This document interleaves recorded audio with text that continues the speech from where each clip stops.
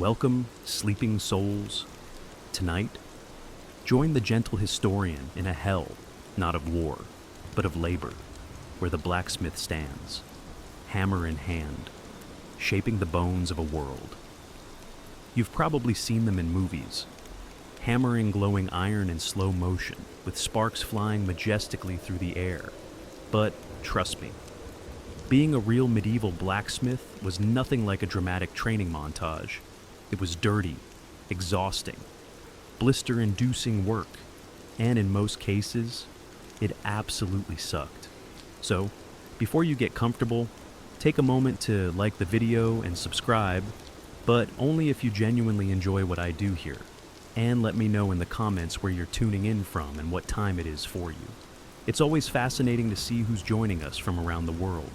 Now dim the lights, maybe turn on a fan for that soft background hum. And let's ease into tonight's journey together. You were born into the noble, soot-covered lineage of medieval blacksmiths. No crowns, no land, no fancy titles. Just the family forge, anvil-shaped blisters, and the scent of roasted iron baked into your baby blanket. From the moment you can walk without tripping into the fire pit, you're expected to help. By age 6, you're officially your father's apprentice, which is a polite medieval way of saying tiny unpaid assistant with zero rights and permanent soot streaks on your face. Your toys, tongs, your playground, a dirt floor next to a furnace hot enough to cook your eyebrows. While other village kids are chasing chickens and skipping stones, you're learning how not to die next to molten metal. Fun games include, guess how hot this is with your hand. Hold the hammer until your arms fall off. And try not to cry when you mess up the nail again.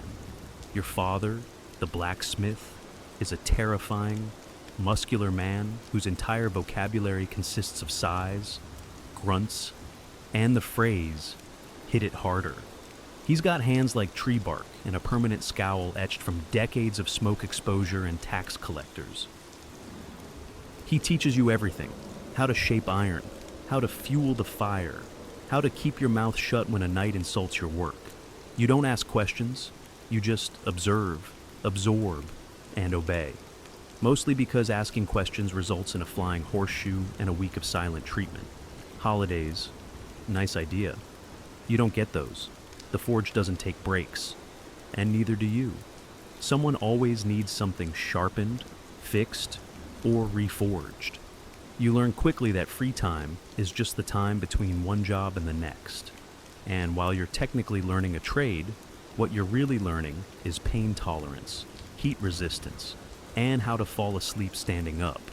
By the time you're 10, you already smell like iron, swear like a miner, and have arms strong enough to carry water buckets that weigh more than your dog. Assuming the dog didn't run away from the noise 2 years ago.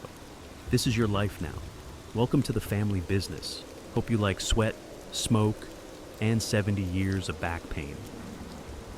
If you thought you'd get a few good years of playtime before the hammer came down, think again.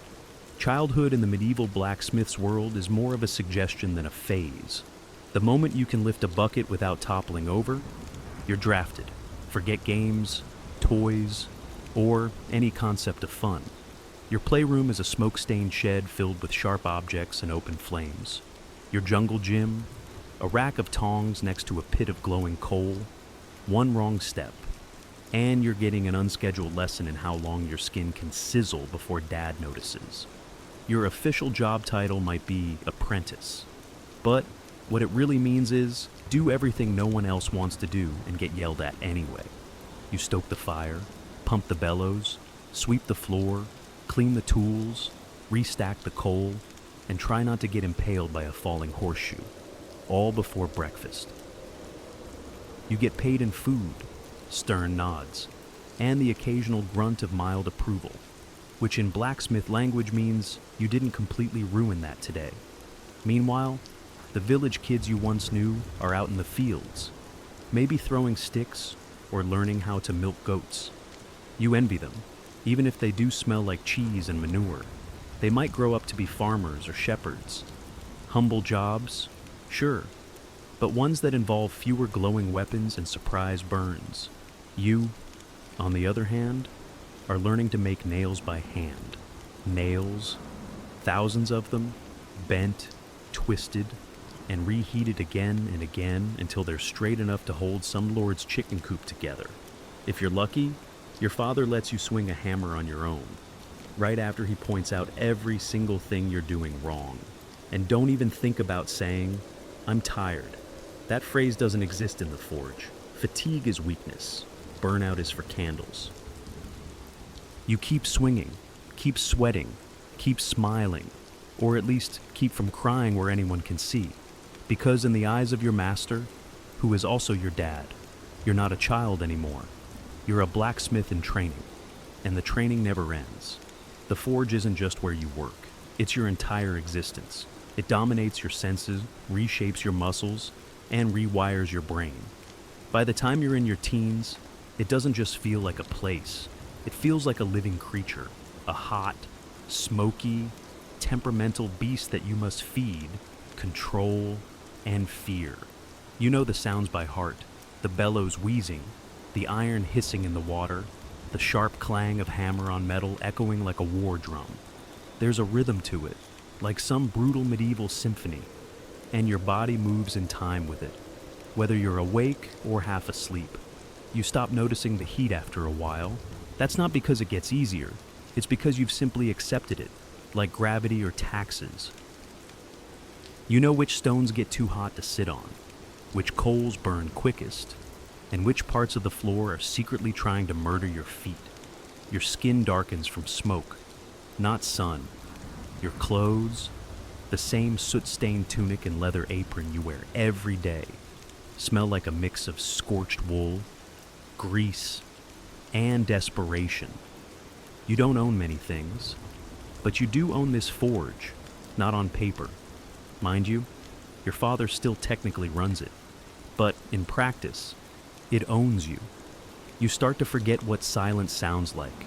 The hiss, the clang, the crackle, it's constant. When the forge does go quiet, it's almost unsettling. You find yourself twitching like you're missing a beat in a song you've been forced to memorize since childhood. Your friends, assuming you've kept any, barely see you. He's probably at the forge becomes your default status. You're not a blacksmith, you are the forge, a two-legged extension of fire and steel. And strangely, a part of you starts to love it. Not the burns, not the blisters, but the feeling when the shape finally comes out right, when the horseshoe fits, when the blade gleams, when the metal bends to your will. For a moment, you're not just a kid covered in soot. You're a creator, a crafter, a necessary gear in the medieval machine. Then the moment passes, the next order arrives, and the fire roars again. Time to get back to work. By the time your friends are just starting to grow into their teenage limbs, yours already feel like they've been through a siege. While they're getting taller and stronger, you're getting stooped, scarred, and stiff. Your arms are thick, but not in a heroic knight lifting a sword way. More like teenager who's been repeatedly attacked by anvils. Your back, a tragedy, hunched from hauling metal and leaning over the forge for hours a day. Your knees, they creak when you crouch. Your shoulders pop every time you lift a hammer, which is every few seconds. So now that's just part of your personal soundtrack. And your hands. Let's talk about your hands. You used to have fingers. Now you have iron-tipped claws. They're blistered, cracked and stained with soot so deep. Even the Nile couldn't wash it off. Cuts are common, burns are daily, and your fingernails. Half of them are permanently blackened or missing. When someone offers you bread, you hold it with the same delicacy you'd use to cradle a hedgehog made of glass. Because every knuckle already feels like it's been cursed. There's no such thing as recovery time. Pull a muscle, keep working, twist your wrist, use the other one. The forge doesn't care that your elbow is screaming. Iron doesn't wait politely while you rest. And let's not forget sleep. You'd think with a day full of hammering and hauling, you'd pass out easily. But no, your muscles ache so bad you can't lie still. Your ears are still ringing from 10 hours of clanging, and your arms twitch with phantom swings like you're sparring ghosts in your dreams. You ache in places you didn't know could ache. You smell like pain. Even your pain has pain. And what does your father say about this? Good. You're learning. In a strange way, you are. You're not growing despite the pain. You're growing because of it. You're being hardened like the very metal you work, shaped by heat, pressure, and repetition. But make no mistake, by the time you hit adulthood, your body feels like it already lived 2 lives and died halfway through both. And the worst part, you're just getting started. In most jobs, smoke is a problem. In your job, it's a coworker, and a particularly rude one. The forge isn't just hot, it's a choking chamber, and every breath you take comes seasoned with the fine aroma of coal dust, scorched metal, ash, and regret. If you can see clearly more than 6 feet ahead, congratulations. Someone forgot to light the fire. There's no chimney, just a hole in the roof that leaks more smoke in than it lets out. You try opening a window, there is no window, just soot-black walls, your father's coughing, and the occasional gust of wind that blows everything into your eyes anyway. Your lungs? Let's just say they've entered a long-term toxic relationship with smoke. At first, it burns, then it irritates, then one day, it just becomes normal. Coughing fits, part of the rhythm, black mucus. Not ideal, but hey, at least it's consistent. You've reached the point where clean air feels suspicious. Even your voice changes. You start sounding like a 60-year-old goat farmer who drinks boiling tar. Words are scratchier, breaths are shorter, and your throat always feels like it's hosting a dust storm. But you keep working because you have to. And it's not just the smoke from the fire. There's metal dust from grinding, oil fumes from quenching, and sometimes burnt leather. Charred wood, or whatever unfortunate material just dropped into the coals. You've probably inhaled 3 different types of poison before noon. Protective gear? Please. A rag tied around your face is the best you can do. And even that gets sweaty. Gross. And somehow smells worse than the smoke itself. You take it off, and suddenly it's a little harder to breathe. But at least you're not gagging on your own sweat. Long-term damage. Of course, asthma, black lung, early death, all part of the career package. But you're not thinking long-term. You're thinking about finishing that gate hinge before your father notices how crooked it is. In the world of a medieval blacksmith, air is just another burden. You don't breathe to survive. You breathe to keep hammering. By now you've developed an intimate relationship with your tools, mostly based on pain, necessity, and mutual disrespect. Your hammer? It's basically an extension of your arm. You've named it. You've cursed it. You've swung it so many times that your shoulder now clicks when you raise it, like a haunted maraca. But without it, you're just a sweaty guy standing in a smoke-filled hut. The hammer makes you a blacksmith, and also makes you bleed, regularly. Then there's your tongs, clumsy, hot, and always pinching you at the exact wrong moment. You've burned your fingertips more times than you've successfully picked up anything. The iron slips, the grip fails, you yell. Your dad tells you to grip it like you mean it. You consider throwing them into the fire just to teach them a lesson. Your chisel. It used to be sharp. Now it's mostly a suggestion of a blade, because you've used it to shape, split, scrape, and occasionally pry open stuck doors when your neighbors lock brakes, files, awls, punch tools, rivet sets. Your tool bench looks like a medieval torture rack. And honestly, it kind of is. You've been jabbed, crushed, pinched, sliced and impaled by every item you own. Your fingers have memory now. They flinch at the mere sight of a new tool. Your apron. It's meant to protect you. And it sort of does.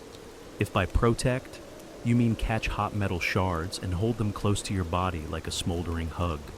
It's more scorched than stitched, and the leather stiffens like a corpse every winter. And yet, despite all this, you care for these tools like they're family.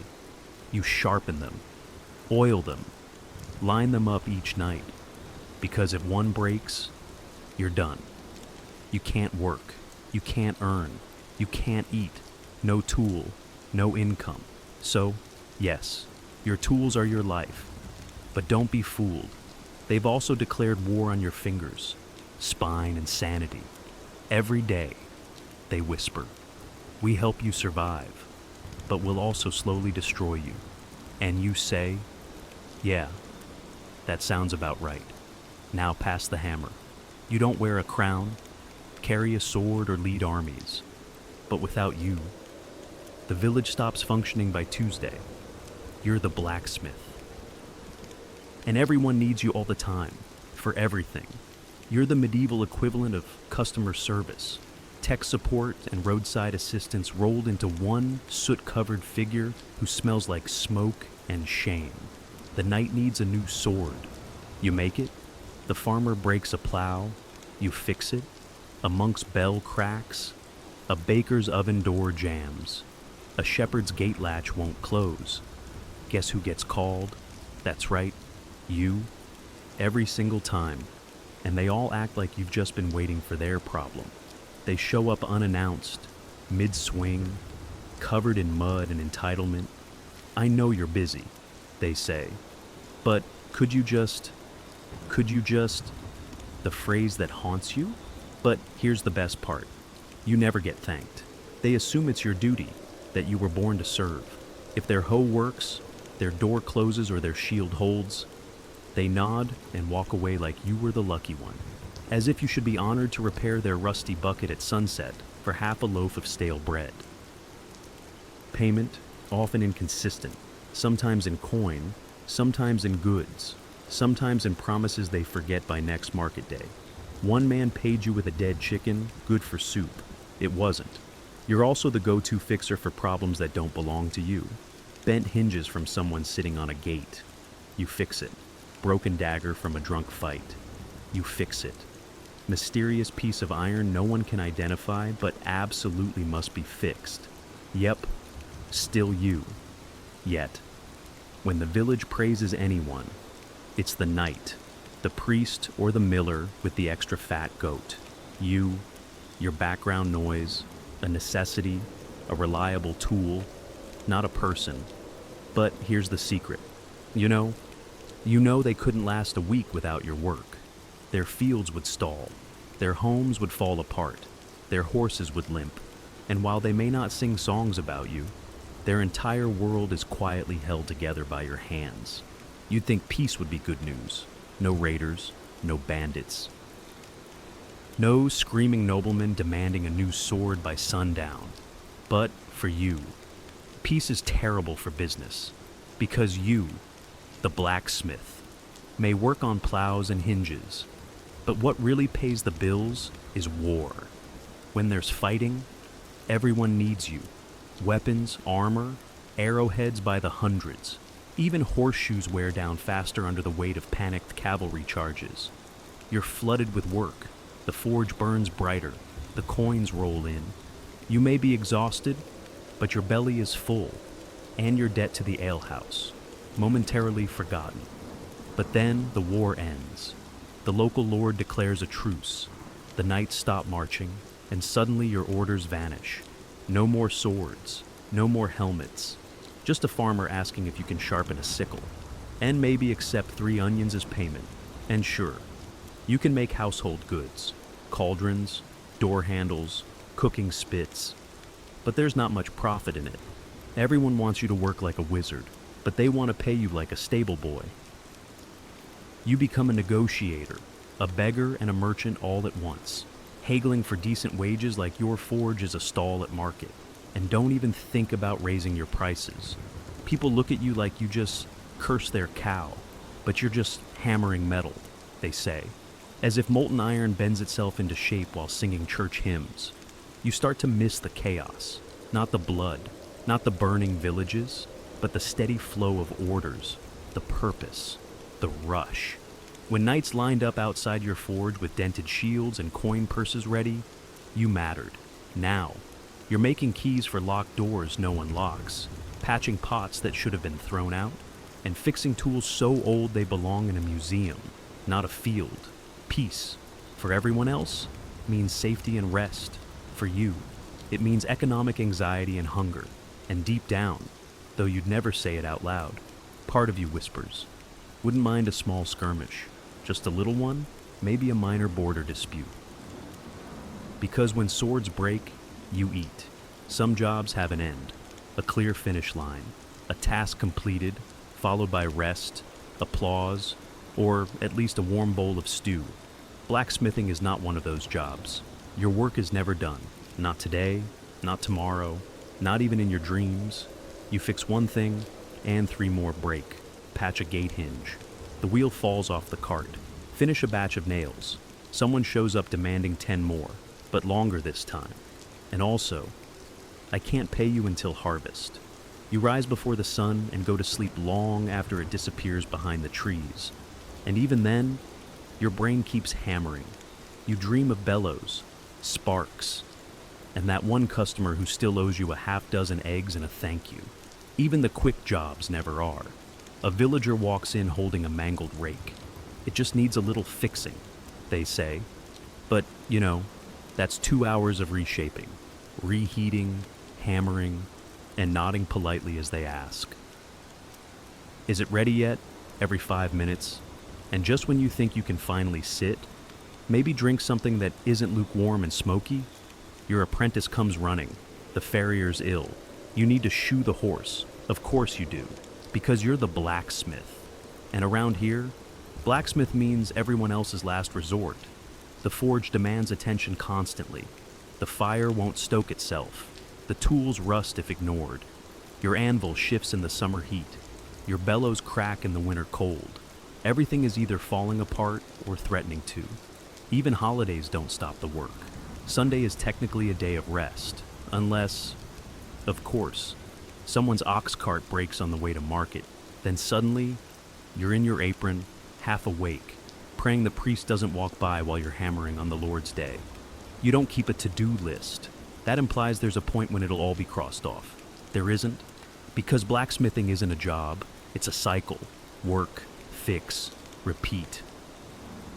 Until your body gives out, or your hammer does. And the worst part, you kinda love it. You'd think that pounding hot iron all day would earn you at least 2 things: a good meal and a solid night's sleep. Wrong. In the life of a medieval blacksmith, food and rest aren't guaranteed. They're luxuries, like clean water or polite customers. Let's talk food first. You work from sunup to sundown, burning calories like a runaway horse. And what do you get? A piece of coarse bread, a bowl of cold pottage that might contain yesterday's turnip, and maybe a bit of salted pork if it's a special day, which it isn't. You eat standing up, one hand still clutching tongs, the other shielding your food from the forge's ash. Meals are rushed, conversations are grunts, and if someone knocks on the door mid-bite because their latch is stuck, guess what? That stew's going cold. You don't eat to enjoy. You eat to survive. Fuel in, hammer out. Now let's talk sleep. Or the cruel parody of it. When you finally crawl into bed, your hands are throbbing. Your back feels like it lost a bar fight. And your ears are still ringing from a full day of iron symphonies. Your bed, a straw-stuffed sack that's either too lumpy, too flat, or full of mysterious crawling things. Your blanket, a scorched wool sheet that smells faintly of forge smoke, old ale, and regret.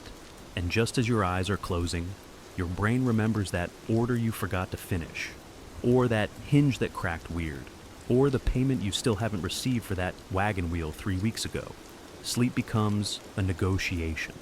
You lie awake tossing, turning, calculating how long you can delay repairs without someone banging on your door at dawn. And don't forget the midnight surprises. Someone's horse throws a shoe, a storm rips a door off its hinges, or a noble's sword urgently needs sharpening before a hunt. Because obviously, you don't need rest. You learn to survive on scraps and snatches, stolen bites, half naps, and sheer stubbornness. Because in your world, productivity comes before nourishment, deadlines before dozing. Food and sleep aren't breaks from the job, they're intermissions between hammer swings. You'll eat when you can, sleep when you're allowed, and hope the fire doesn't go out while you're dreaming. There was a time when your hands were soft. Once, long ago, maybe as a child, Now, they're ruined.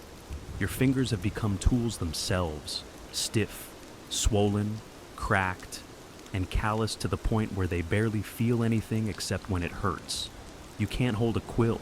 You can barely lace your own boots, but you can grab red-hot tongs with the casual confidence of someone who's been burned so often. Pain has lost its meaning. Every joint in your hands pops when you move.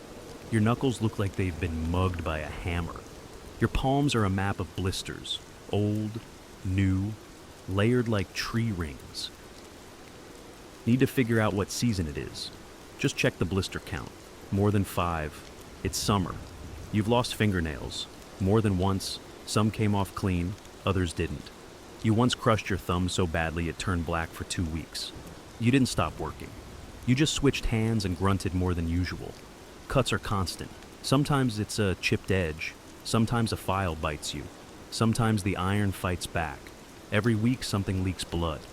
You wrap it in a scrap of cloth, curse under your breath, and keep working. Worse still are the burns. Some are mild. Little reminders that iron doesn't forgive.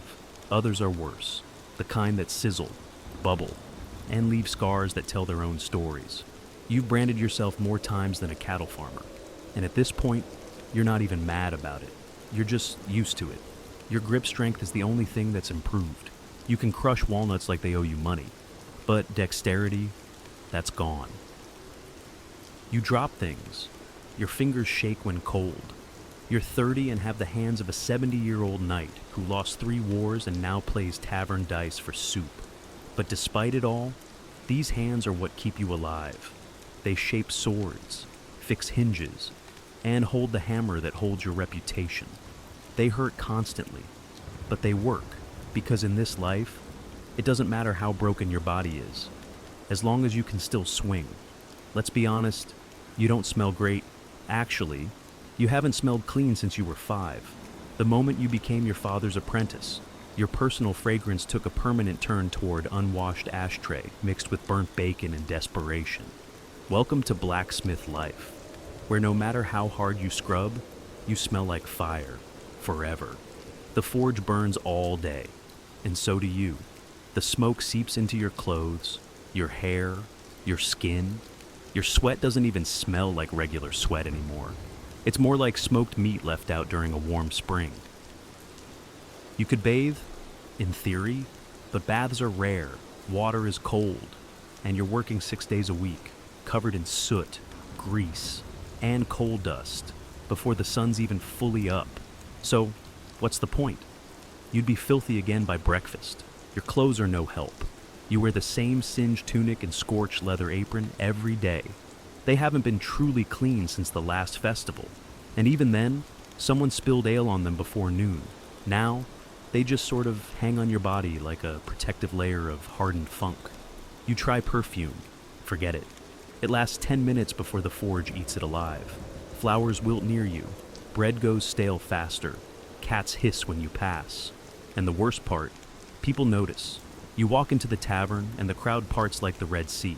The innkeeper already knows to seat you in the corner, near a window if possible, not out of courtesy, but survival.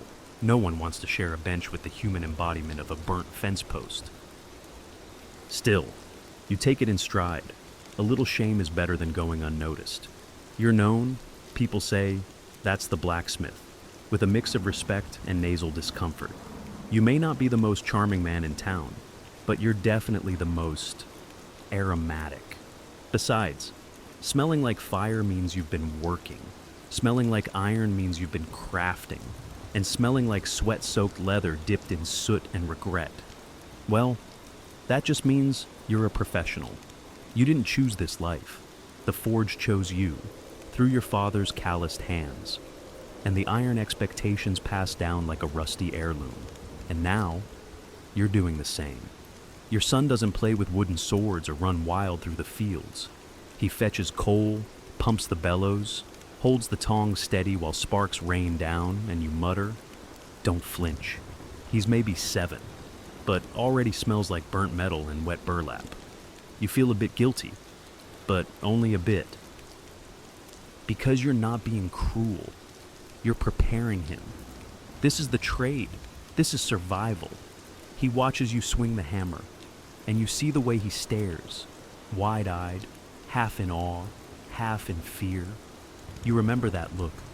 It's the same one you used to give your father, back when he seemed like a mountain. Now you understand he wasn't made of stone, just exhaustion and responsibility. You teach the boy everything: how to gauge heat by color, how to tap, not slam, how to listen to the metal. You shout sometimes, more out of habit than anger. Hold it right. That's too cold. Don't cry. It's only a burn. You try to soften things when you can. A story by the fire, a piece of dried fruit when you can afford it. But tenderness doesn't last long in the forge. There's too much work to do. His hands will soon look like yours. His back will ache before his voice cracks. He'll learn to sleep through ringing ears and wake up before sunrise without being told. He'll outgrow his shirt, but not the burn marks. And when you finally fall apart, knees, shoulders, lungs, he'll carry the hammer you can no longer lift. People might say it's unfair, that the cycle should end, but this is how it's always been. A lineage of soot, steel, and survival. You're not just passing down a trade, you're passing down a legacy, a forge that never cools. So, yes, you raise your son to do it all again. Not because you're cruel, but because someone has to keep the fire going. You've spent a lifetime standing too close to fire, swinging too much iron and breathing too little clean air. It was never a question of if your body would fail, just when. And now, it's happening. Your knees creak like wooden doors in a storm. Your back refuses to straighten. Your fingers, once strong enough to bend steel, now tremble when you lift a cup. The forge still roars, but your arms won't answer. The hammer feels heavier every day, as if it knows it's nearly time to leave your grip. You don't go out in a blaze of glory. There's no heroic finale, no ballad. You simply slow down. You start handing tusks to your son. You sit more, watch more. He asks you questions, and for the first time, you struggle to remember the answers. The villagers start going to him now. They still nod respectfully when they pass you, but they talk to your boy. He's the one with the calloused hands now. The burns are fresh on him. The ache of the craft has shifted to new shoulders. And quietly, you're proud. You were never wealthy. You never owned land or books or fine clothes. But you were necessary. You kept swords sharp, wheels turning, gates swinging, and farms working. The world didn't thank you often, but it moved because of you. You likely won't see 50. Most blacksmiths don't. The damage piles up. Lungs blacken from years of smoke. Joints ground down like iron on stone. Heart worn out from constant heat and effort. But when you're gone, your work stays. Nails in church doors. Blades at noble hips. Horses shod and ready to ride. You leave behind no titles. Just tools, scars, and a son with a hammer. And that, in your world, is enough.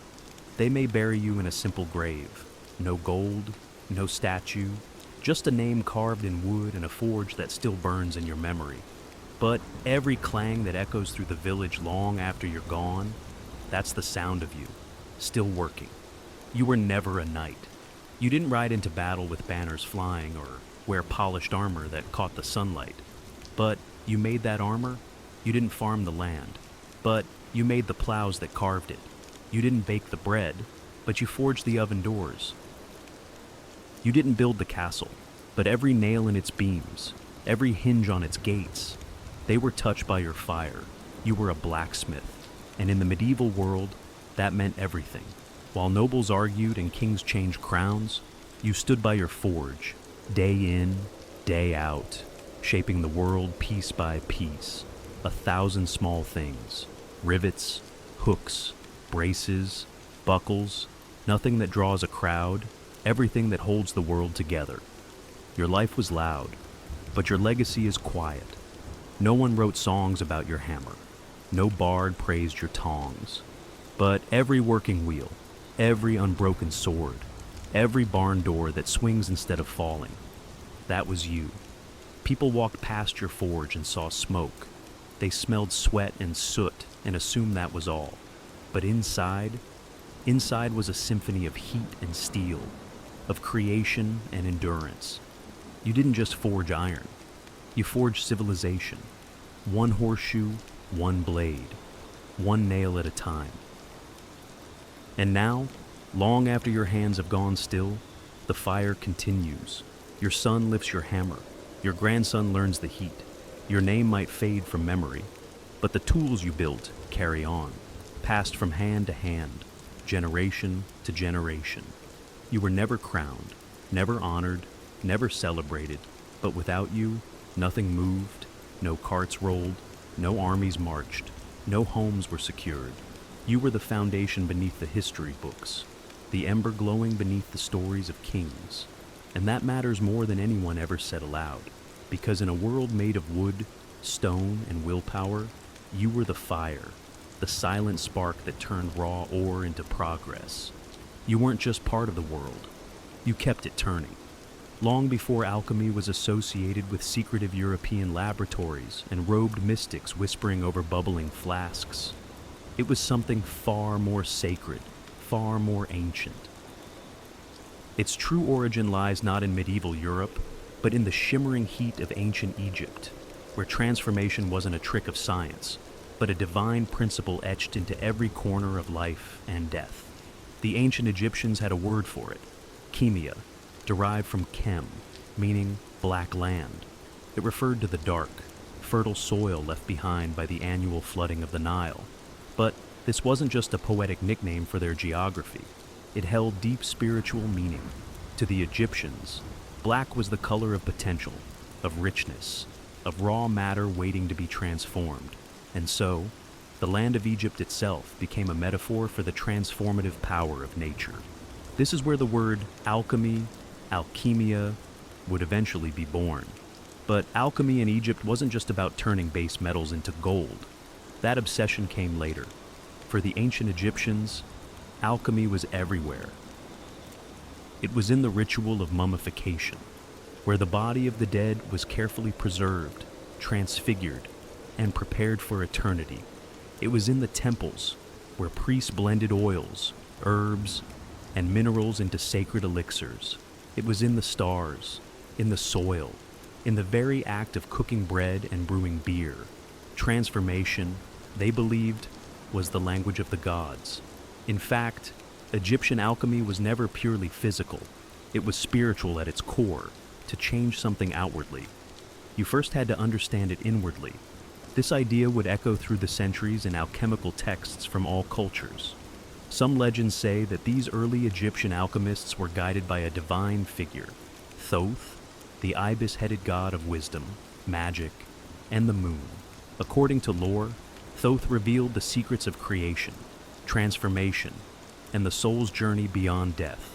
These secrets, it was said, were written on a mystical object known as the Emerald Tablet. But before we get to that, we have to recognize one truth. Alchemy began not as a quest for gold, but as a sacred science of life. In Egypt, it was the fire that gave rise to all others, and everything that came after, from Persia to Paris, would trace its roots back to this ancient, fertile land. If ancient Egypt was the birthplace of alchemy, then Thoth was its divine midwife. In Egyptian mythology, Thoth wasn't just a god. He was the god of knowledge, magic, writing, time, and the very laws of the universe, with the head of an ibis and a moon disk above him. Thoth stood for equilibrium, and in a world obsessed with order and transformation, he was the sacred scribe of all hidden truths. According to myth, Thoth didn't just teach alchemy, he embodied it. The Egyptians believed he had authored thousands of books filled with divine wisdom. Most of these were never meant for mortal eyes, but one fragment of his knowledge would change history: the mysterious Emerald Tablet. Whispers of the Emerald Tablet have echoed through time like a riddle carved into the bones of civilization, said to be inscribed in green crystal or emerald stone. The tablet was a short, poetic text, barely a dozen lines long, yet those lines were believed to hold the ultimate key to transforming matter, spirit, and reality itself. It begins with a sentence that has haunted thinkers for centuries. That which is above is like that which is below, and that which is below is like that which is above. This simple line, the principle of correspondence, suggests that the microcosm and the macrocosm are mirrors. What happens in the heavens happens within the human soul. What changes in the lab echoes in the cosmos. The Emerald Tablet didn't hand out instructions for making gold. It handed out a worldview. It said, "The world is not fixed. Everything can be refined, elevated, transmuted, not just lead into gold, but ignorance into wisdom, chaos into harmony, the mortal into the divine." The tablet also speaks of the one thing, the source of all creation, and how it rises from the earth and descends from the sky, carrying the power of all things in its wake. Many saw this one thing as the philosopher's stone, others as the soul, the ether, or even consciousness itself. But perhaps the greatest mystery wasn't the content of the tablet, but who could understand it? You had to be more than a scholar. You had to be a seeker. And it was this sacred riddle, gifted by Thoth, that would survive the fall of Egypt and pass like a torch across borders and ages. First to Persia, then to the world. As Egypt's golden age faded, alchemy did not vanish. It migrated, traveling along trade routes carried by scribes, mystics, and conquerors. It passed into the hands of another ancient empire, Persia.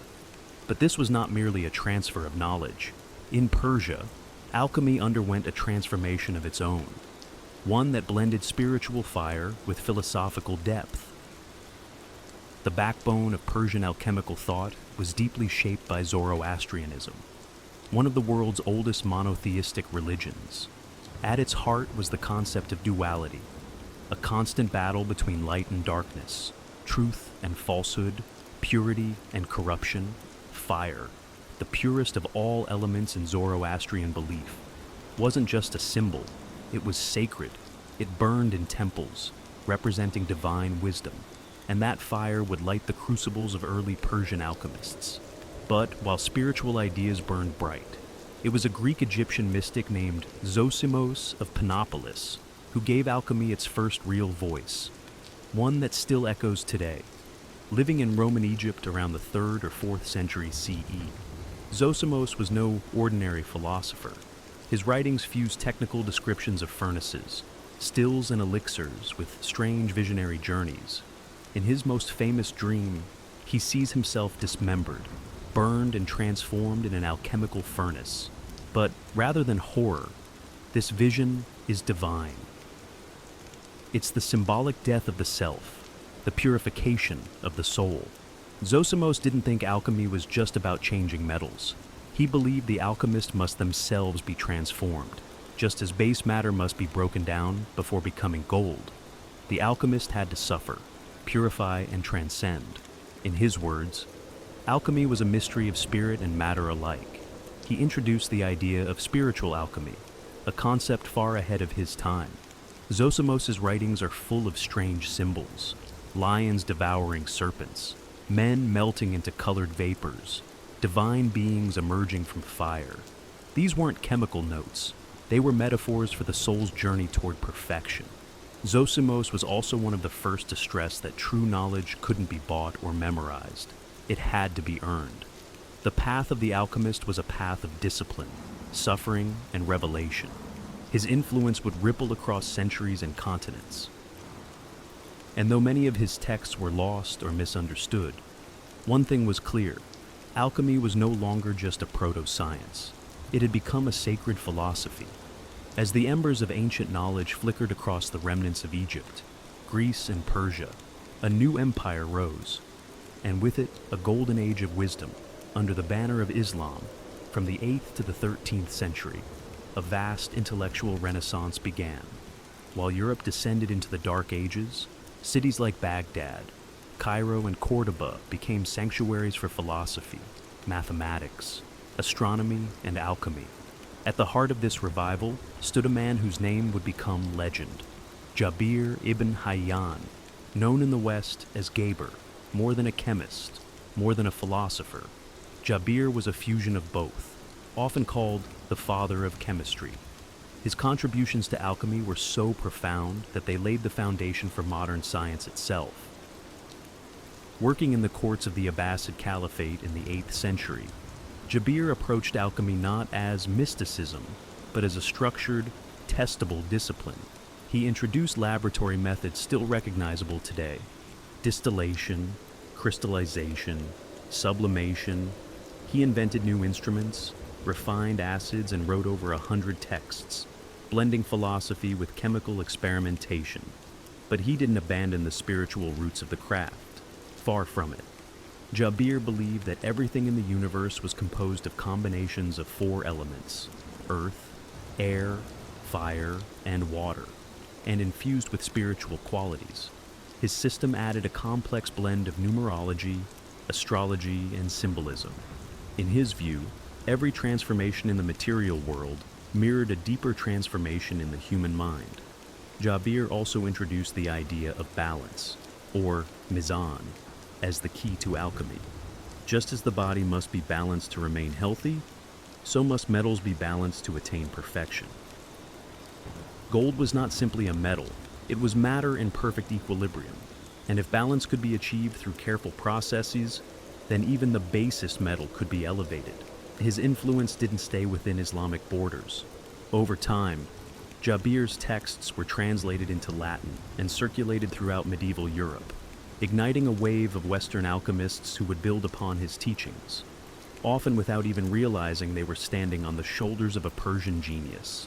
Through Jabir ibn Hayyan, alchemy took its most decisive step forward.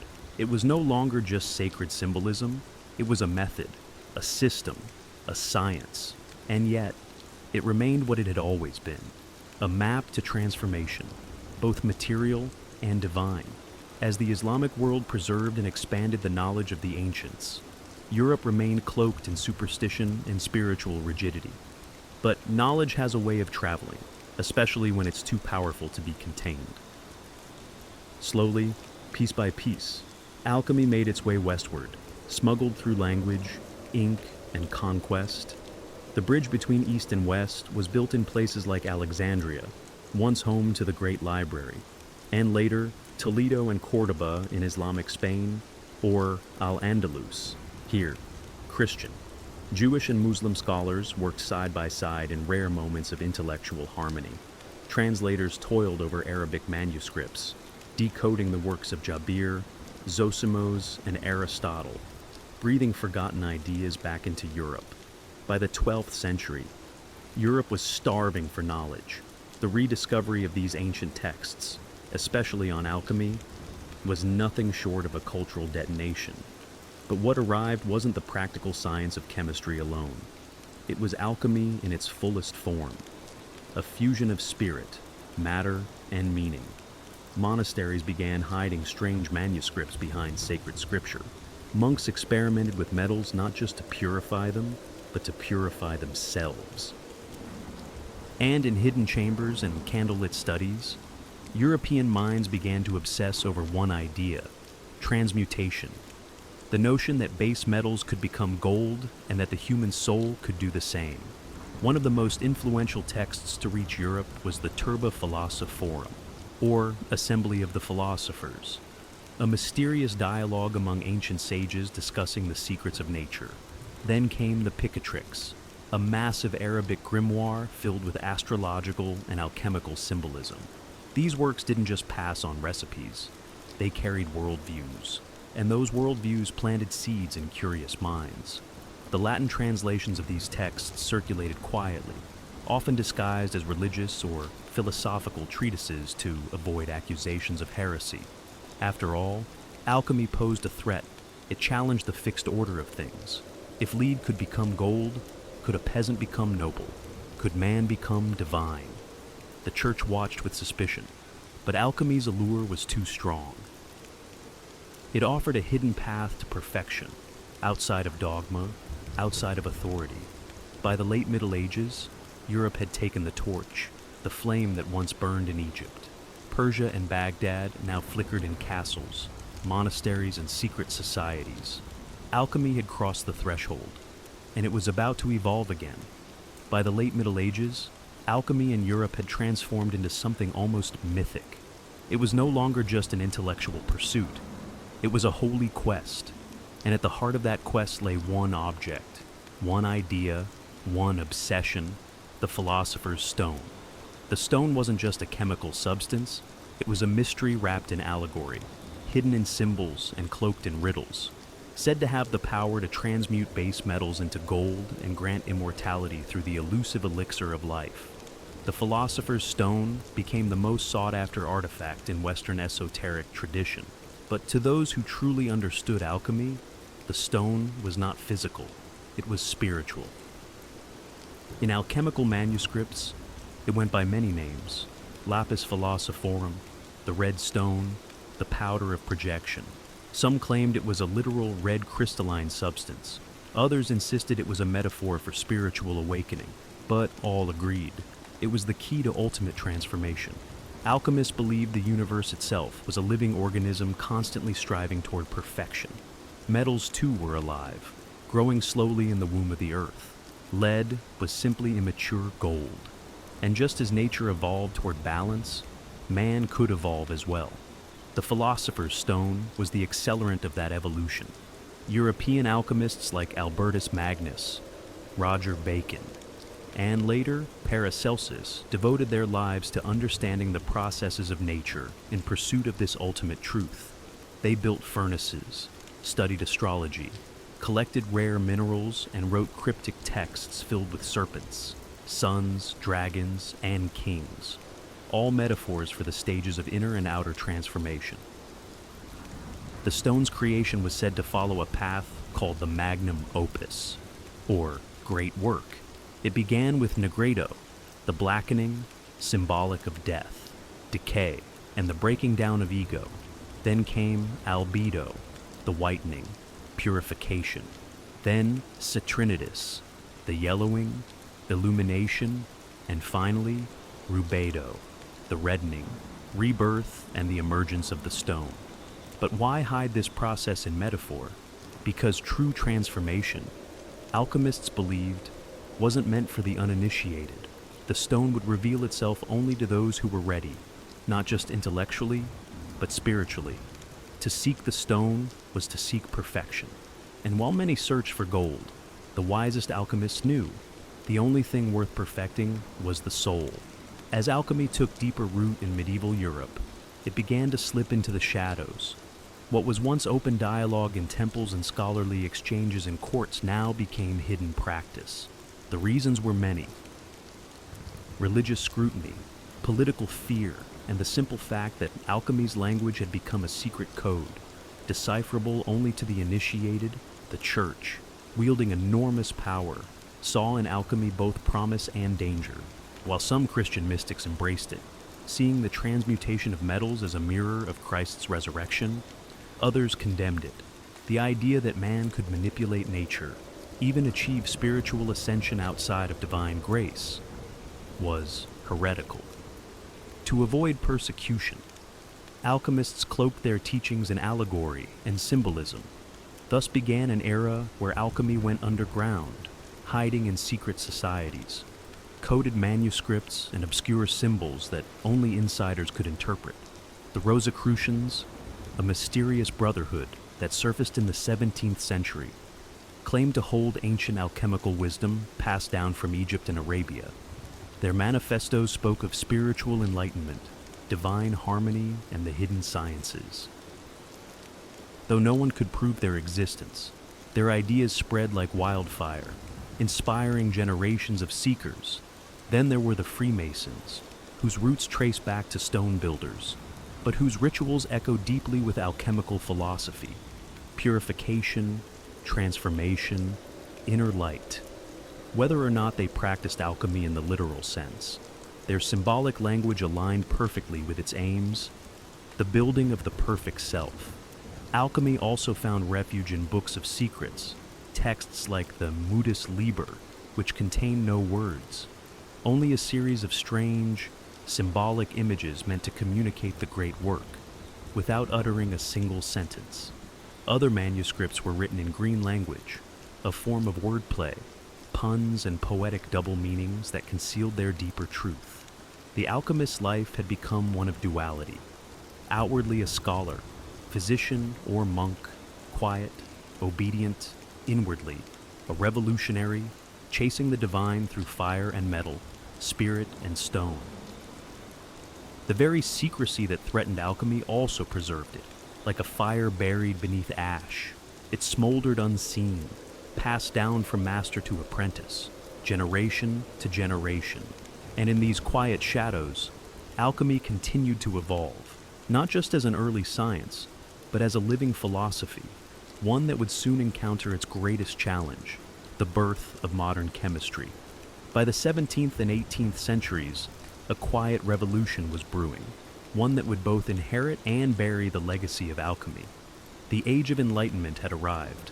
The mysticism and metaphor that once cloaked alchemical thought were no longer welcomed in scholarly halls. In their place came a new language, empiricism, logic, and repeatable results. Alchemy's successor had arrived. Its name was chemistry. This wasn't an abrupt execution. It was a slow, methodical transformation. Many of the earliest chemists were, in fact, alchemists. They simply shifted focus. The goal was no longer spiritual perfection or the transmutation of souls, but measurable change. No more dragons and black suns, just beakers, balances, and precise documentation. One of the final nails in the coffin came with Robert Boyle, often called the father of modern chemistry, in his 1661 book, The Skeptical Chemist. Boyle argued that matter was made up of atoms and that chemical reactions could be explained without mystical forces. He didn't mock alchemy, but he stripped it of its esoteric language. Boyle believed in the alchemist's power to transform, but insisted it must be explained through natural laws, not allegory. Soon after, Antoine Lavoisier would discover the role of oxygen in combustion and disprove the ancient theory of the four elements: earth, air, fire, and water. The periodic table would follow. Laboratories became secular temples of knowledge. Alchemy, with its hidden codes and sacred metaphors, was seen as outdated, an embarrassment to real science. But here's the paradox. Chemistry owed its very existence to alchemy. The tools, the techniques, the curiosity, it all came from the furnace of that ancient craft. Alchemy had walked so that chemistry could run. Still, the world was changing. Industrialization demanded results, not riddles. Governments funded laboratories, not lodges. The philosopher's stone was replaced by the microscope, the alembic by the Bunsen burner. What was once sacred had become material, yet not all was lost. In hidden corners and quiet minds, alchemy still breathed, not as a science, but as a symbol of transformation, of unity, of the eternal dance between matter and spirit. And while the world turned to chemistry for answers, some still looked to alchemy for meaning, because some fires never go out. They just burn beneath the surface. Alchemy may have vanished from the halls of science, but it never truly died. Instead, it transformed, just as it always taught that all things must.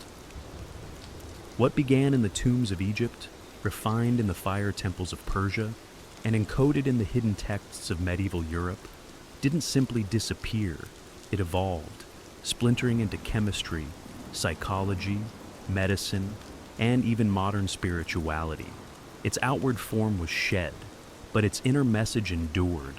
In the 20th century, a new kind of alchemist emerged, not with a furnace, but with a notebook and a mind full of dreams. Carl Jung, the Swiss psychologist, rediscovered the hidden wisdom of alchemy and gave it new life. He argued that the ancient alchemists weren't just transforming metals. They were unconsciously mapping the human psyche. The blackening, negredo, was depression. The whitening, albedo, was insight. The reddening, rubedo, was the birth of a unified self. The philosopher's stone, Jung said, was individuation, the process of becoming whole. Alchemy, it turned out, had always been about more than gold. Today, we see its fingerprints everywhere, in self-help books, preaching transformation, in stories of heroes who descend into darkness to return reborn, in the very language we use, words like refine, distill, purify, all echoes of the alchemist's path. Even in science, the spirit of alchemy lingers.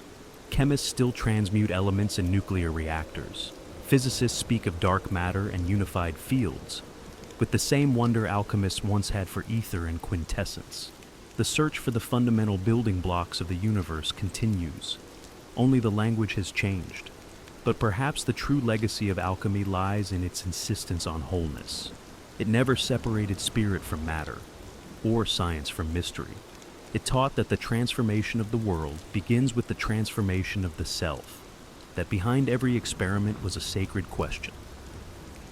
Who are you becoming in the process? In a world driven by speed, by technology, by the cold precision of data, alchemy whispers an ancient truth that to change anything truly, you must also be willing to change yourself.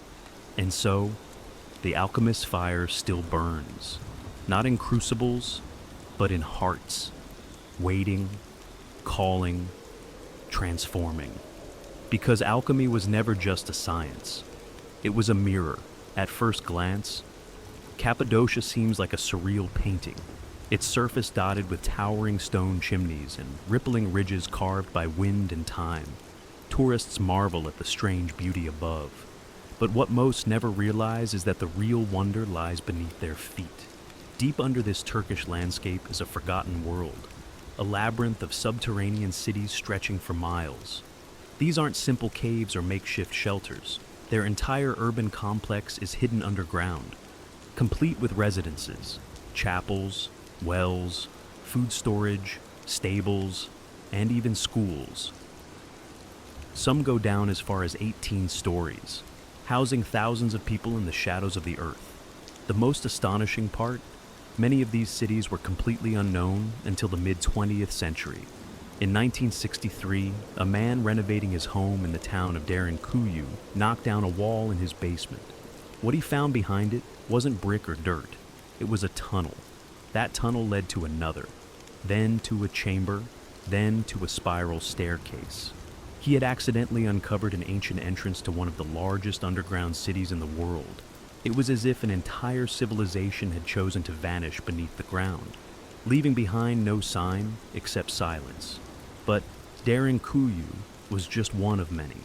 Over the decades, archaeologists have identified hundreds of underground settlements throughout Cappadocia, at least 40 major ones, interconnected through narrow corridors and secret escape routes.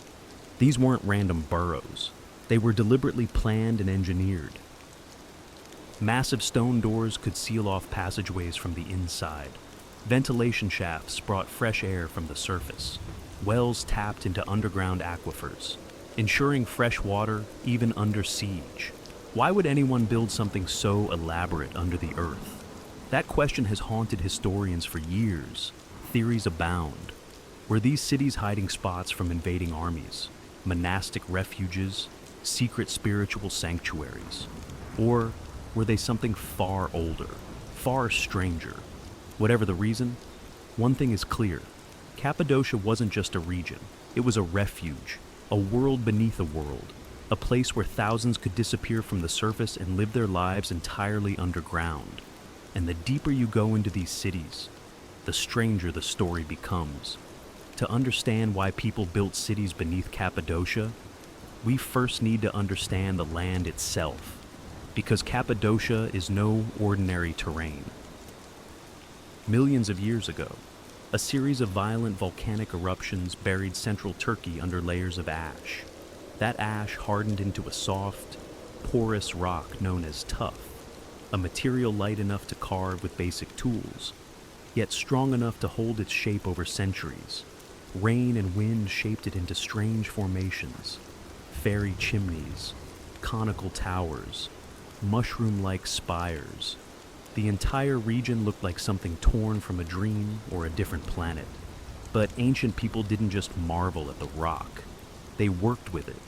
Early settlers realized that this volcanic stone was a gift. They could carve out homes, chapels, storage rooms, even entire complexes without lumber or bricks.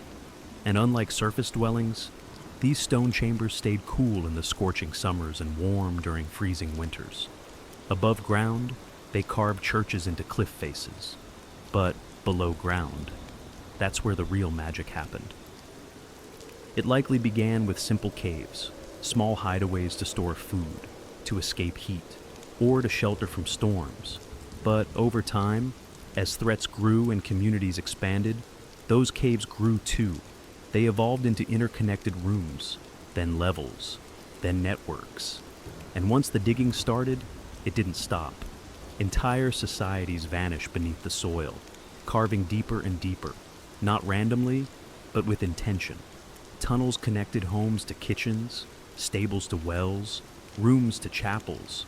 They created ventilation shafts that reached the surface and filtered fresh air through multiple stories. They even dug vertical staircases wide enough for people and livestock, yet narrow enough to defend. What's truly incredible is how ancient these structures may be. While many underground cities were expanded during the Byzantine era, some archaeologists believe that the original levels, especially in places like Derinkuyu and Kemakla, could date back to the Hittite Empire, or even earlier, around 2000 BCE. This land invited transformation, and the people of Cappadocia responded by shaping it, not with machines, but with patience, vision, and survival in mind. The earth wasn't just a foundation, it was a shelter, a fortress, a second sky, only inverted and filled with secrets. But what exactly were they hiding from? That's the question we explore next. Beneath the quiet town of Derinkuyu lies something extraordinary, a city, not above the earth, but deep beneath it. A city that no one even knew existed until 1963, when a man doing simple renovations in his home knocked down a wall and found a dark tunnel stretching beyond sight. That tunnel led to chambers. The chambers led to corridors.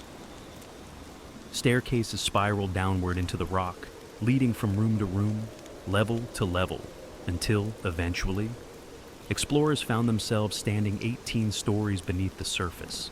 They had uncovered Derinkuyu, the largest and deepest underground city ever found in Cappadocia, and possibly the world. What archaeologists found was staggering. This wasn't a temporary hideout or an emergency shelter.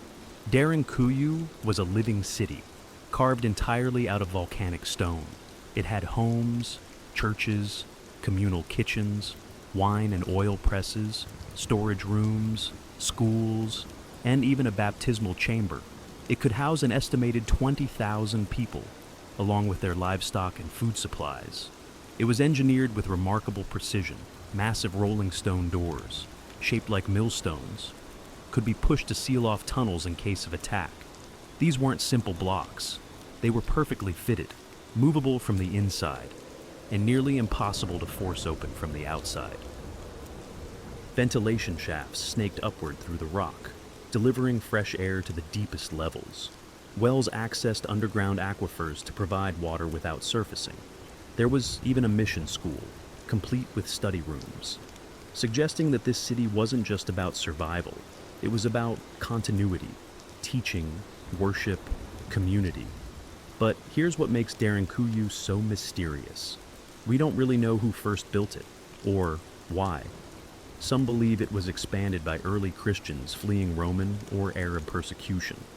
Others argue the foundations are far older, perhaps dating back to the Phrygians, or even the Hittites, thousands of years before Christ. Why go to such extraordinary lengths to disappear underground? Was it to escape invaders, as many believe, or was the threat not human at all? Derinkuyu holds no inscriptions, no names, no definitive timeline, just rooms, tunnels, and questions. And even today, much of it remains unexplored. Because the deeper you go, the less it feels like a city, and the more it feels like something else. To build downward is far more complex than building up. There's no sunlight, no scaffolding, no wide open skies, just solid stone and shadow. And yet, the architects of Cappadocia's underground cities didn't just dig. They designed with remarkable intelligence and precision, creating spaces that could support thousands of lives for months, maybe even years at a time. These cities weren't chaotic tunnels burrowed in panic. They were carefully planned systems, layered like an onion, each level with a distinct purpose. Living quarters were closer to the surface, allowing quicker access to the outside when danger passed. Deeper levels housed kitchens, workshops, food storage, and livestock pens, strategically placed to reduce the risk of contamination or fire spreading through the city. One of the most ingenious features was the ventilation system. Long vertical shafts were carved through the rock to allow air to circulate through as many as 18 underground levels. Some shafts were over 50 meters deep, yet so well placed that fresh air could reach even the lowest chambers. Without fans, without electricity, just gravity and brilliant design. Water was another key to survival. The cities were built around natural aquifers. Wells could be accessed from within, ensuring that even in a siege, residents wouldn't need to emerge for water. In some cities, the well shafts were sealed off from the surface entirely to prevent poisoning by attackers. There were communication tunnels too, some leading to smaller satellite chambers, others connecting to nearby underground cities. In times of danger, messages or people could be moved through the earth itself, and the defense mechanisms were both simple and effective. Narrow corridors that forced invaders to approach single file. Trapped doors that could be dropped. Hidden escape routes leading into valleys or riverbeds. Most famously, the rolling stone doors.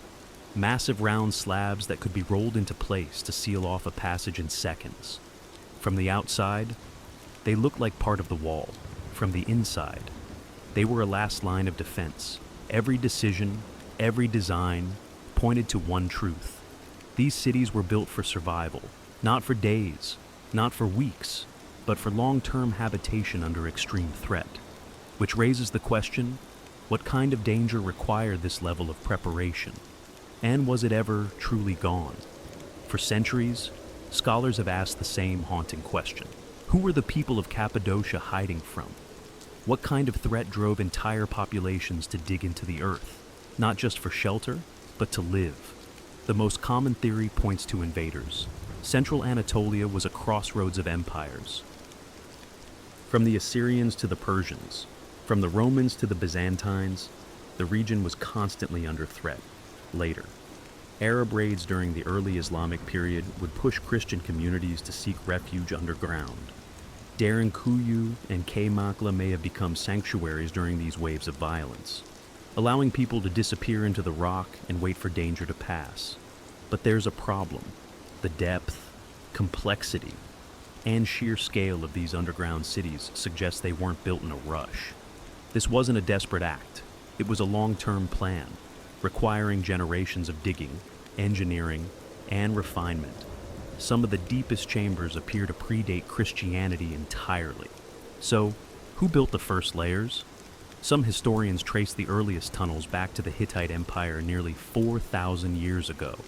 Others suggest the Phrygians may have expanded them. But beyond these educated guesses, the record grows silent. There are no inscriptions, no carvings, no direct evidence telling us who first vanished beneath the surface or what they were running from. That's where the theories begin. Some believe these cities were built not to escape other people, but something else. Natural disasters, solar events, even ancient warfare that may have scarred the skies and poisoned the land. More fringe theories go deeper, suggesting that the cities were built to hide from beings, not of this world, the kind of being spoken of in myths across cultures. Sky gods, watchers, destroyers. The idea is tempting.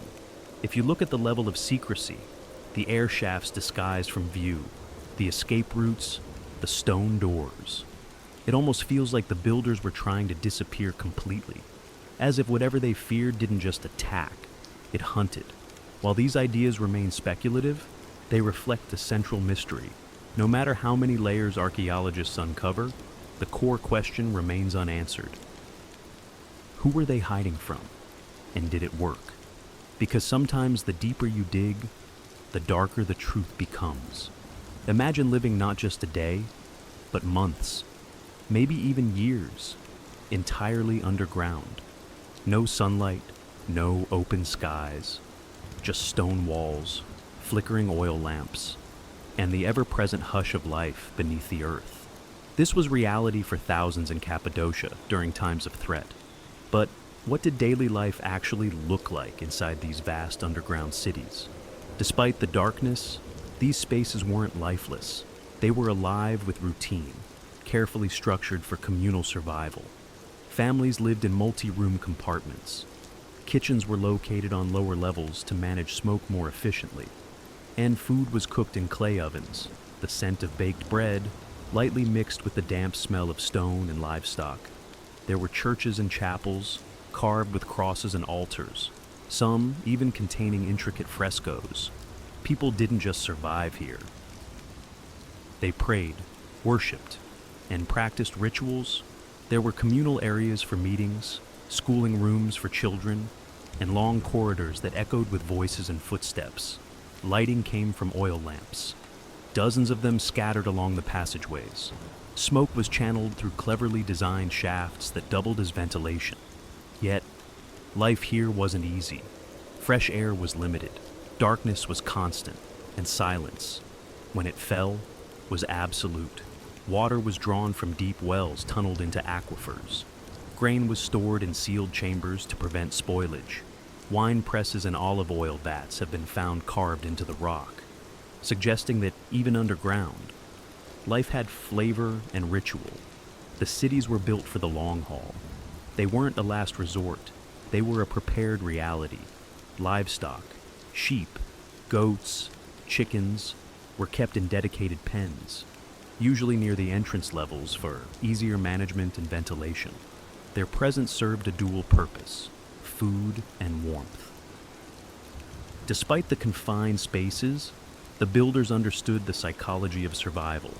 Rooms were laid out in ways that gave families privacy, while shared spaces created a sense of community. Life underground wasn't just about hiding. It was about preserving a way of life, a culture, and a people. It's a humbling thought. While wars raged above, entire civilizations continued below. Hidden in silence, people married, taught their children, mourned their dead, all within stone chambers lit by fire. To live underground was not to live in fear. It was to live with intention. Cappadocia's underground cities weren't isolated pockets of refuge. They were part of something much bigger. Beneath the valleys and hills of this volcanic region lies a vast network of tunnels, chambers and hidden passageways that seem to connect multiple cities together. Derinkuyu, Kemaklu, Oskonak, and others may not have just been separate settlements, but pieces of a unified subterranean civilization. Some of these tunnels stretch for kilometers, weaving beneath the countryside like veins under skin, narrow, winding, and often no wider than a man's shoulders. They were likely used for secret movement, escape routes, or even transporting messages and supplies from one underground complex to another. Derinkuyu and Kemaklu, two of the largest cities, are believed to be linked by such a tunnel, nearly 9 kilometers long. That's not just impressive engineering. It's evidence of coordinated planning on a scale rarely seen in ancient architecture. If true, it means multiple cities could support one another in times of siege or crisis, functioning almost like an underground federation. But these tunnels weren't just for utility. They were also defensive, built with multiple bottlenecks, blind turns, and choke points. They forced any pursuer to enter one at a time, making them easy to trap or ambush. Many tunnels were rigged with trapdoors and stone corks that could be rolled into place to block intruders. Still, the full extent of these networks remains unknown. New passageways are still being discovered. In 2014, an even larger underground complex was accidentally uncovered beneath Nevşehir here, possibly dwarfing even Derinkuyu. Archaeologists believe it could contain dozens of levels, aqueducts, places of worship, and countless more tunnels yet to be mapped. What were these tunnels truly for? Were they simple escape routes, or the infrastructure of a society built to live without ever being seen. The more we uncover, the more we realize Cappadocia's underground isn't just a collection of homes and halls. It's a system, planned, connected, hidden beneath our feet for thousands of years. And maybe, just maybe, there's still more waiting to be discovered. Entire cities, buried not by time, but by intention. Because in Cappadocia, the earth doesn't just hide secrets, it protects them. Despite decades of excavation and study, Cappadocia's underground cities remain wrapped in mystery. The stone walls may be silent, but the questions echo louder than ever. Not just how they were built, but why. And when historical answers fall short, myths and alternative theories rush in to fill the void. One of the most enduring questions is about the true age of these cities. Conventional archaeology ties their major expansion to the Byzantine period, when Christians sought refuge from invading forces. But some researchers believe that the earliest tunnels and chambers are far older, possibly dating back 4,000 years or more. If that's true, what kind of threat existed so long ago that would drive people underground? Enter the theories. Some suggest these subterranean cities were emergency shelters from natural cataclysms, massive floods, solar flares, volcanic winters, or ancient climatic disasters. The layout of the cities, self-sufficient, hidden, and sealed, could be interpreted as long-term survival bunkers prepared for environmental collapse. Others look to cosmic explanations. Ancient astronaut theorists argue that early civilizations may have built these cities to hide from entities they described as gods, beings who descended from the sky and ruled with fearsome power.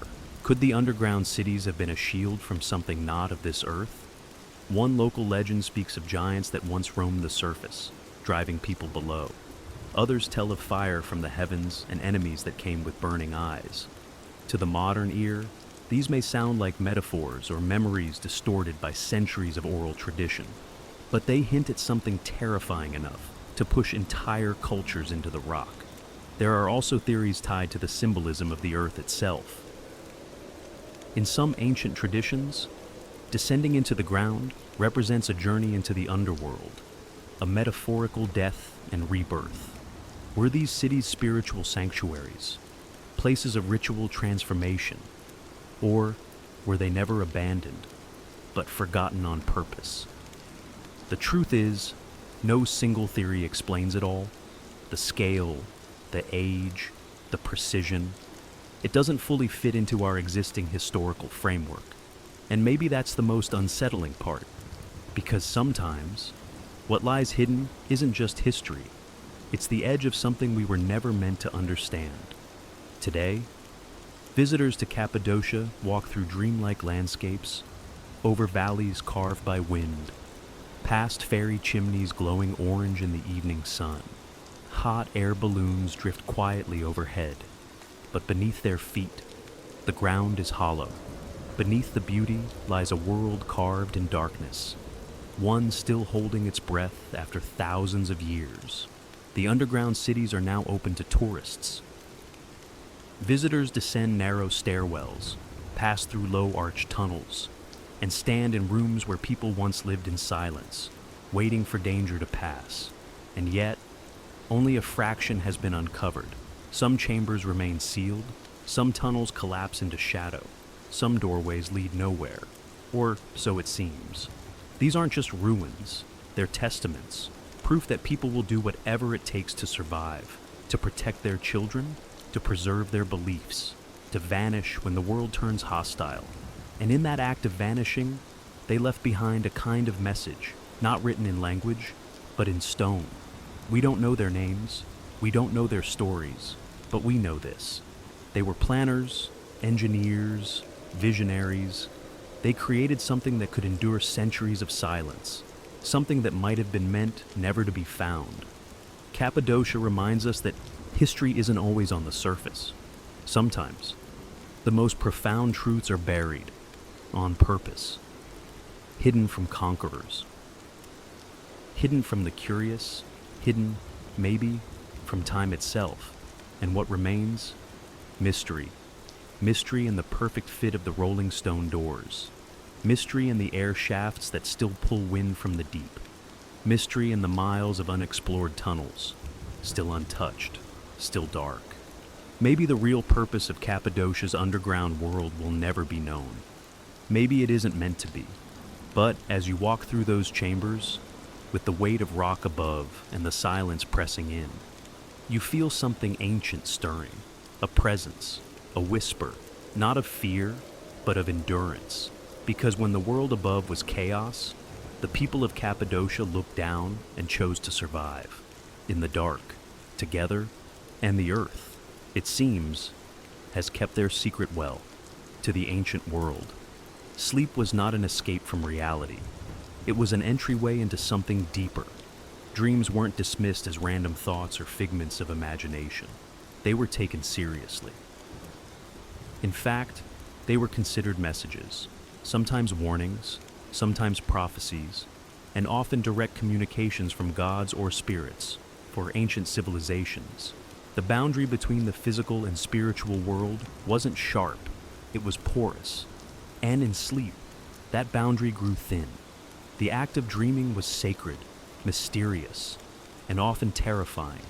It was during those quiet, vulnerable hours of the night that the divine could reach into the human mind, and what it whispered or roared could shape the course of a king's decision, a priest's ritual, or a city's fate.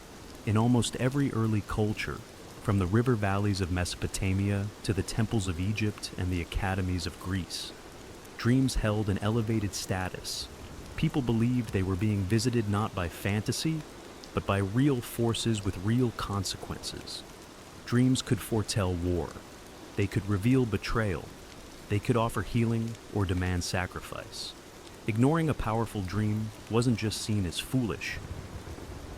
It was dangerous. The dreamer then was not just a sleeper. They were a messenger, a vessel temporarily open to cosmic truths. And in some cases, that dreamer became a prophet, chosen by the gods. Entire professions were devoted to understanding dreams. Priests, shamans, oracles, and seers all learned to read the symbols that emerged in the night.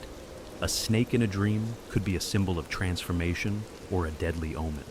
A rising sun could promise victory or deception.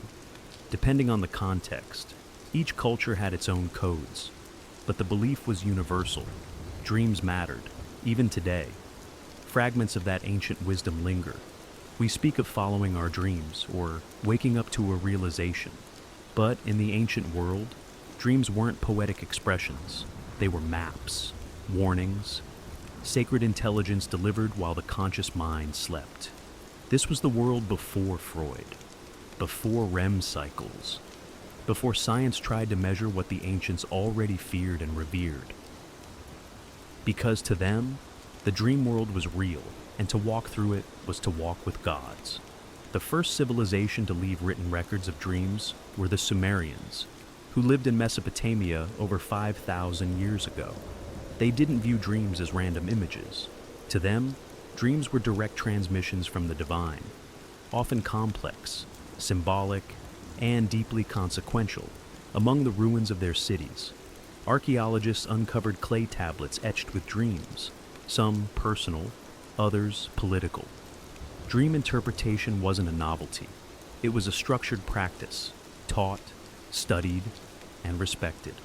Sumerian kings had court dream interpreters, men trained to decipher the messages of the gods, and whose interpretations could influence the fate of entire cities. One of the most famous examples of this ancient dream culture lies within the Epic of Gilgamesh, one of the world's oldest literary works. In it, both Gilgamesh and his companion Enkidu experience vivid, symbolic dreams. Before embarking on their dangerous journey to slay the monster Humbaba, Gilgamesh dreams of celestial battles and collapsing mountains, visions his mother and priests interpret as divine warnings and veiled prophecies. These dreams weren't ignored. They were consulted as sacred guidance.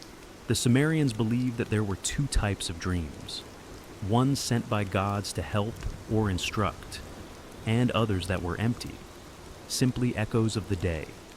Determining which was which required the wisdom of a priest or diviner, people who could read omens, symbols, and patterns hidden in the imagery of sleep.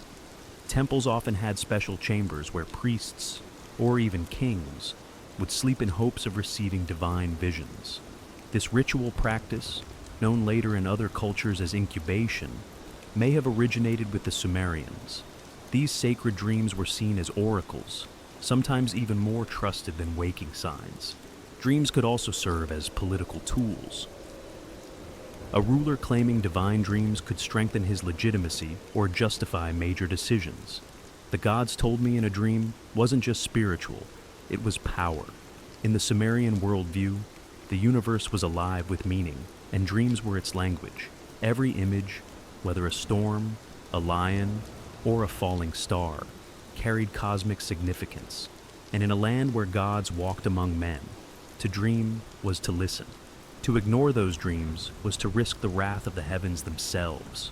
To the ancient Egyptians, dreams were not just messages, they were portals, pathways to the gods, glimpses into the afterlife, and sometimes instructions for the living.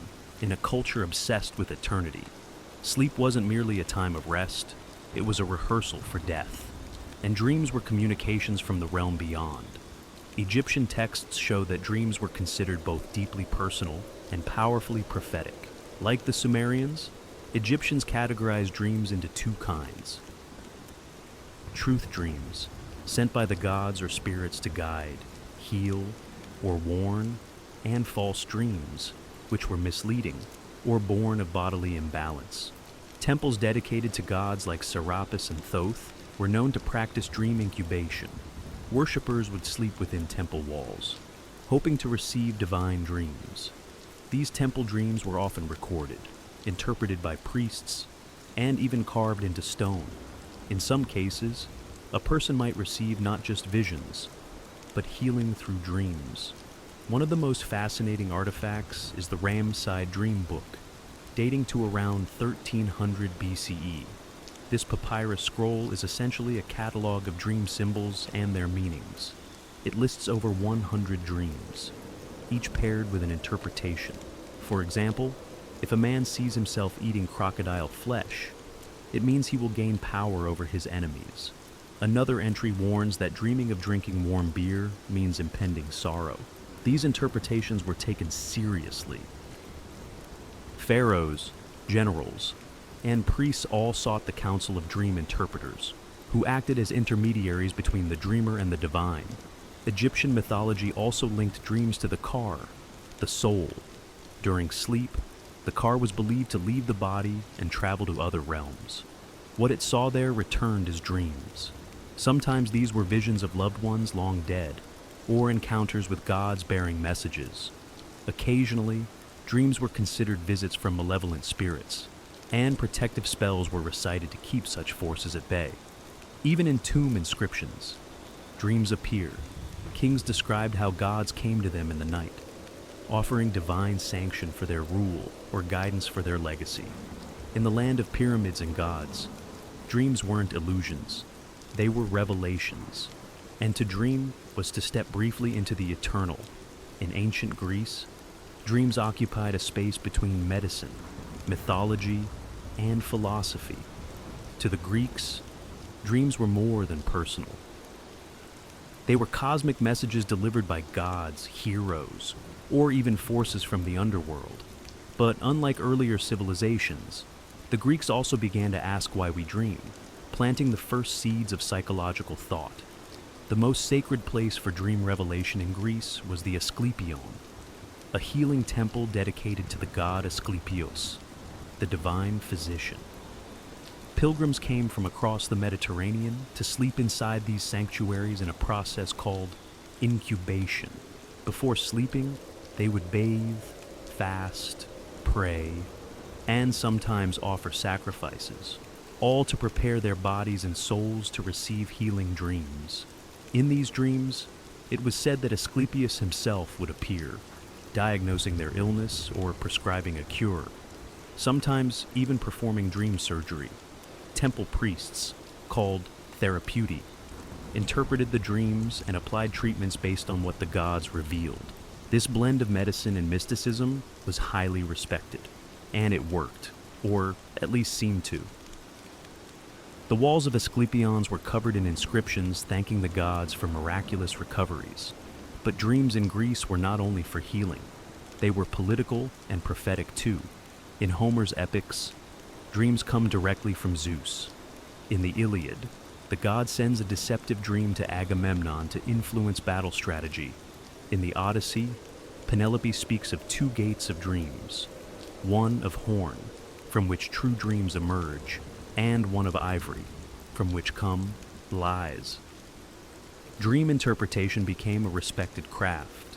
Philosophers like Aristotle and Heraclitus pondered the nature of dreams, wondering whether they came from divine origins or simply the stirrings of the soul. Meanwhile, Artemidorus of Daldis, a 2nd century dream interpreter, wrote the Honora Critica, a 5-book manual on how to decode dreams based on profession, gender, status, and symbolism. His work was referenced for centuries.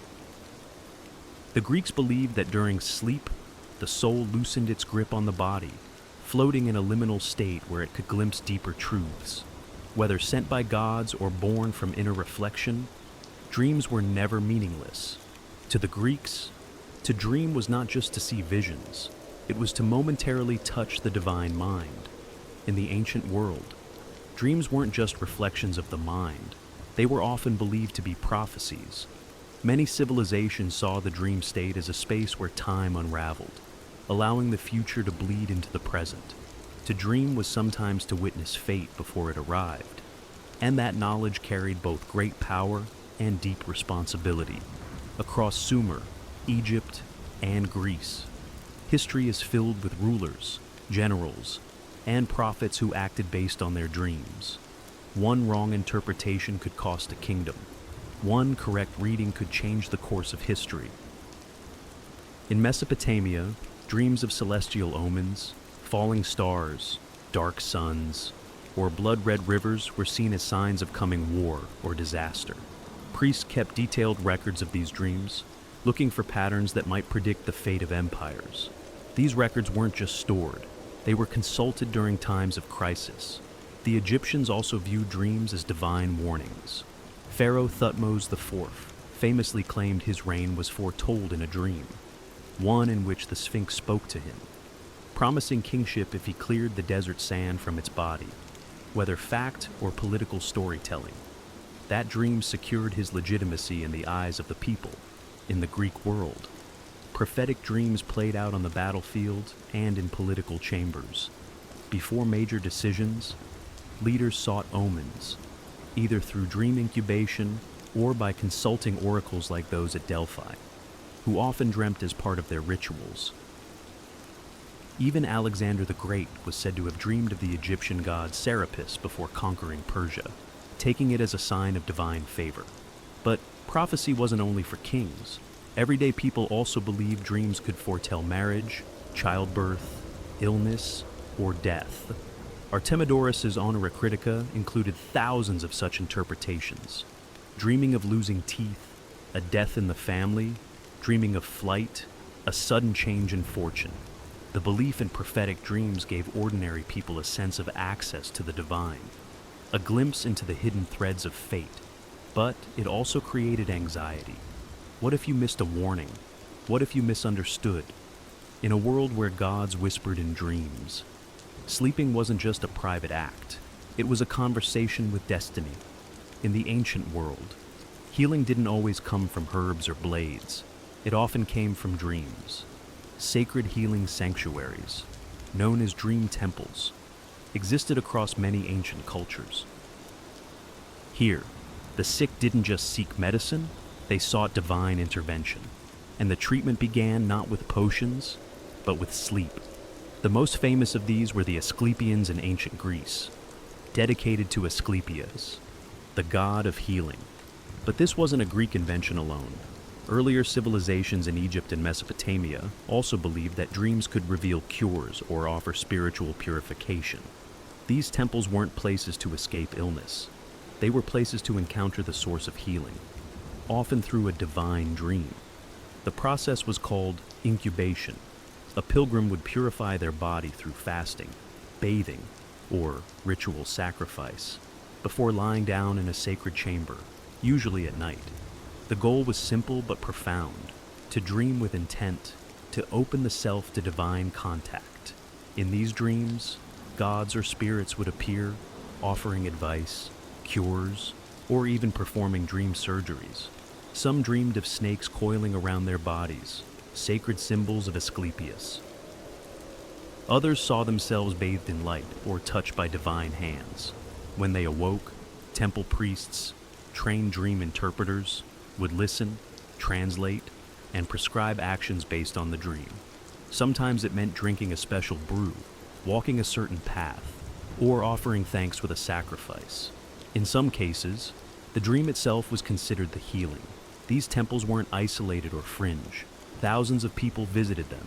Inscriptions etched into temple walls speak of miraculous recoveries, blindness cured, fevers broken, pain lifted, whether the healings were physical, psychosomatic, or spiritual. The power of belief and the dream was undeniable.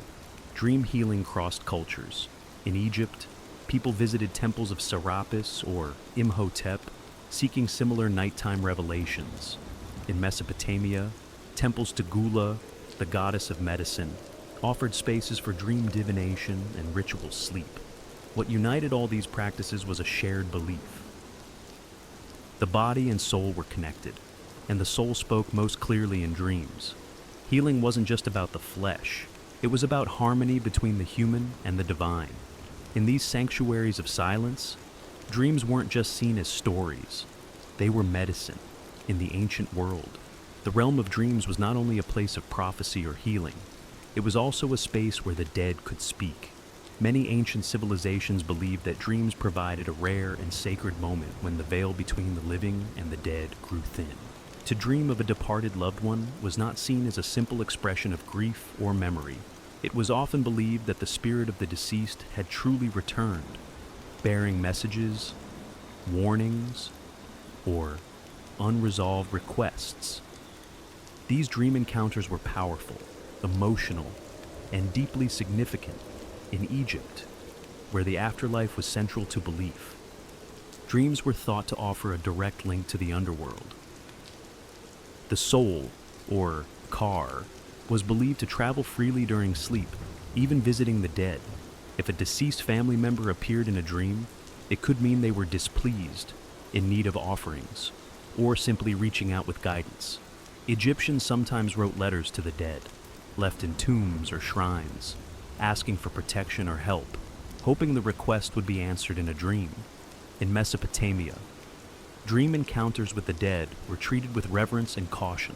The dead were believed to retain power in the afterlife, and a dream visitation could be a sign that something was amiss, perhaps a neglected burial ritual, or an unfulfilled vow. These dreams were often followed by ritual purification, or offerings to set things right. The Greeks also took dreams of the dead seriously. In Homer's Odyssey, Odysseus descends into the underworld and speaks with the spirits of the fallen, a vision that mirrors what many believed could happen during sleep.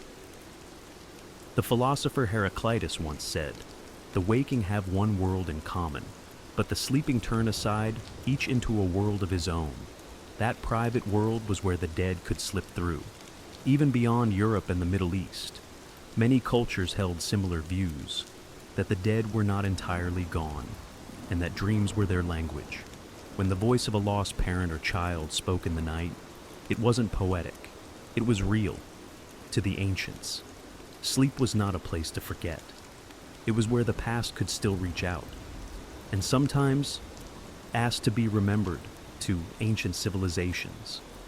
Dreams weren't just messages, they were puzzles, rich with symbols, strange creatures, impossible events, and celestial signs. Dreams were believed to carry coded language from the divine. Interpreting them wasn't easy. It required training, intuition, and often ritual. In Mesopotamia, Egypt, and Greece, professional dream interpreters operated almost like priests or shamans. They studied vast collections of dream records, memorized symbol meanings, and knew how to distinguish between a true dream and a meaningless one.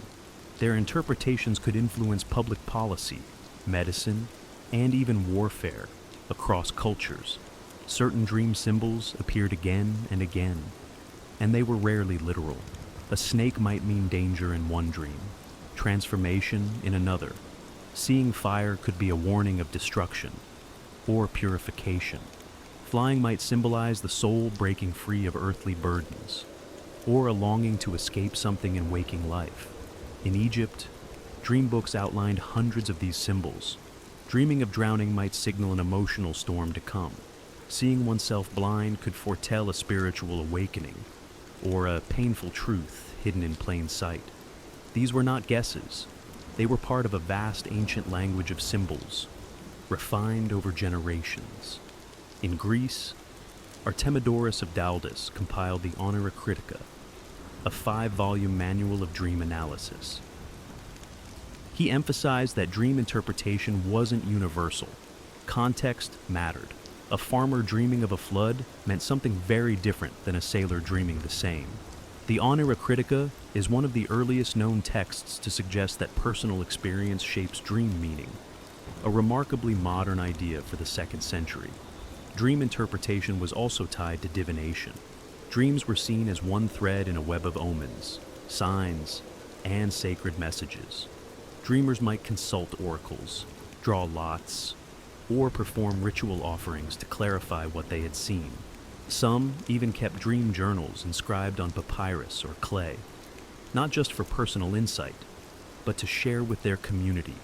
For ancient people, symbols weren't just subconscious images, they were keys, part of a divine language whispered in sleep.